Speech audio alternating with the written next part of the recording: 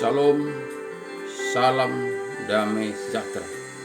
Selamat tahun baru 1 Januari 2023, di mana kita sudah masuk di lembaran tahun 2023. Saat ini tanggal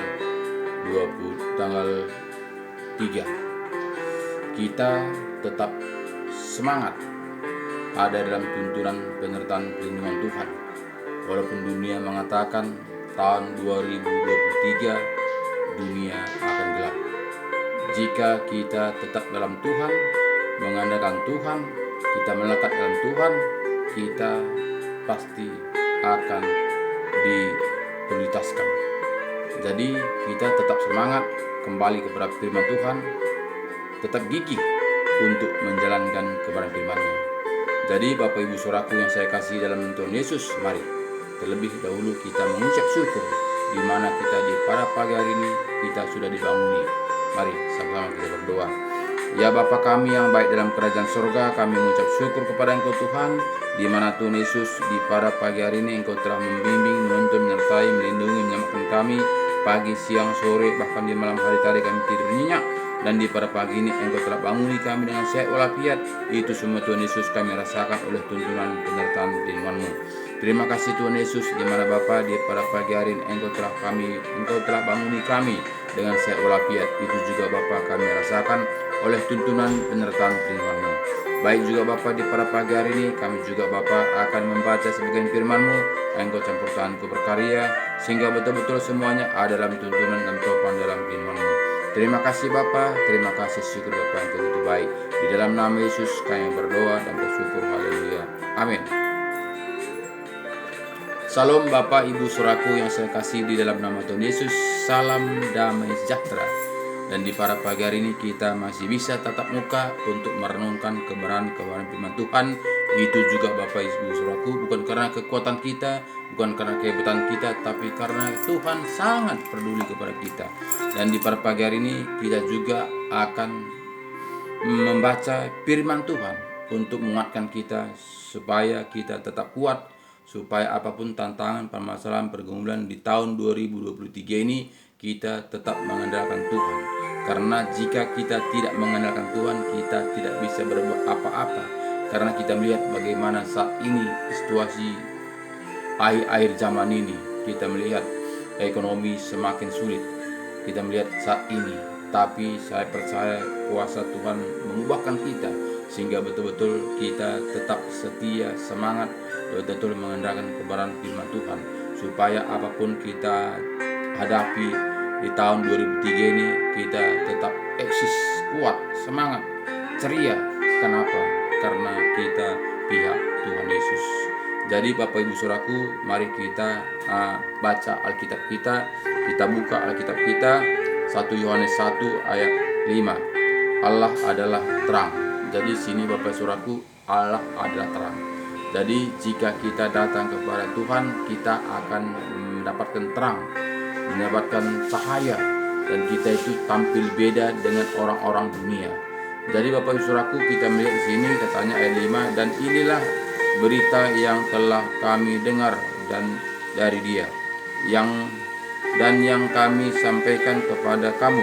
Allah adalah terang, dan di dalam Dia sama sekali tidak ada kegelapan.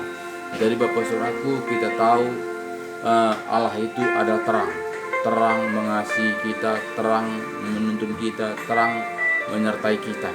Jadi Bapak Saudaraku, kita diajari itu menjadi orang terang, supaya kita ini bisa menghadapi liku-liku tantangan di dalam dunia ini. Karena jika kita pihak Tuhan, kita tidak akan takut. Karena apa? Karena kita tahu hidup ini adalah tuntunan Tuhan. Hidup ini adalah kesempatan.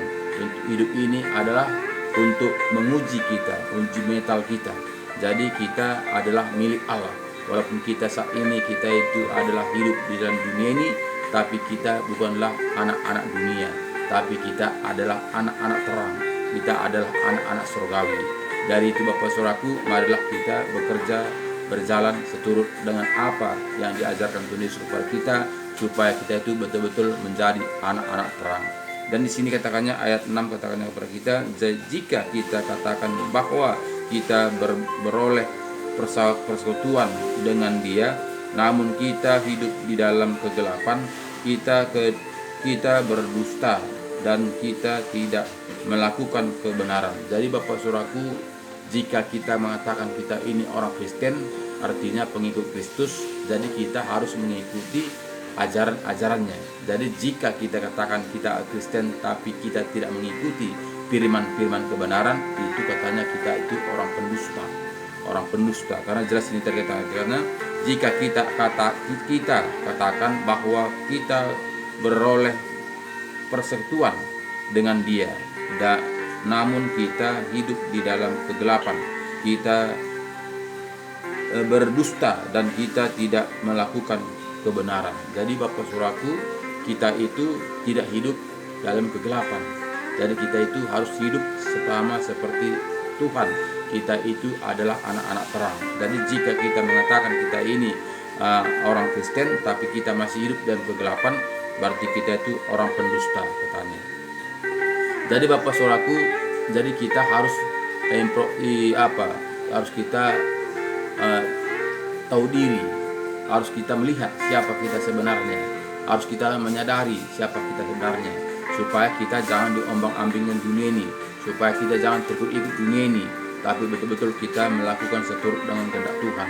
Jadi Bapak Saudaraku, di sini tadi katakannya kepada kita, tetapi jika kita hidup di dalam terang sama seperti Dia ada di dalam terang, maka kita beroleh persekutuan seorang dengan yang lain, dan darah Yesus anaknya itu menyucikan kita daripada segala dosa.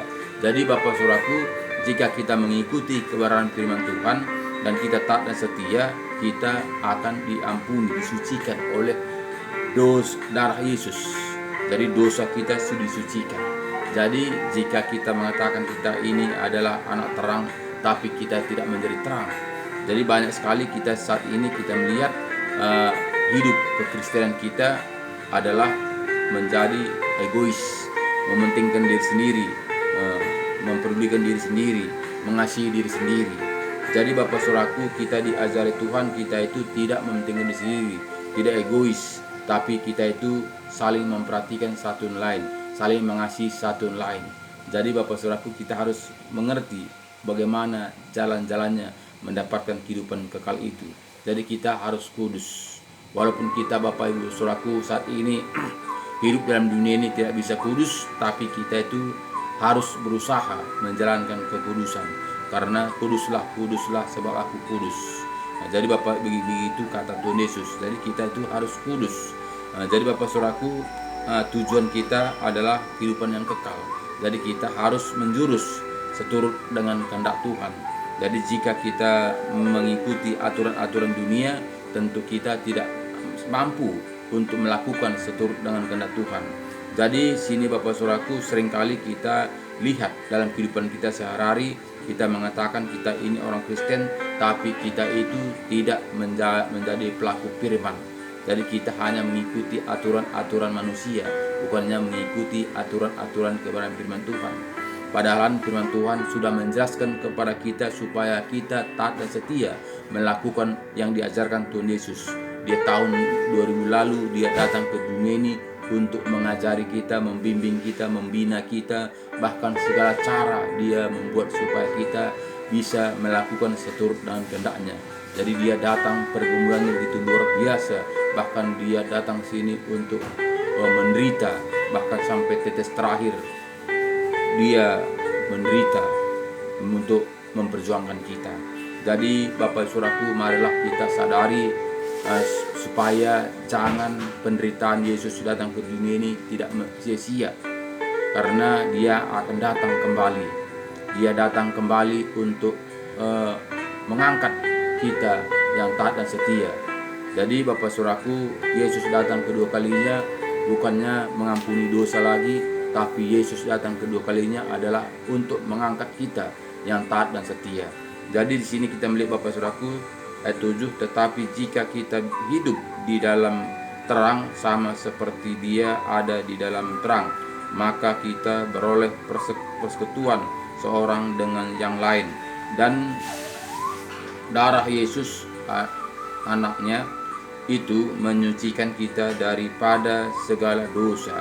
Jika kita berkata bahwa kita tidak berdosa, maka kita menipu diri kita sendiri dan kebenaran tidak ada di dalam kita. Jadi Bapak Saudaraku, jika kita mengatakan kita ini tidak orang berdosa, jika kita katakan kita ini orang alim, jika kita mengatakan kita ini orang kudus, kita itu katanya pendusta.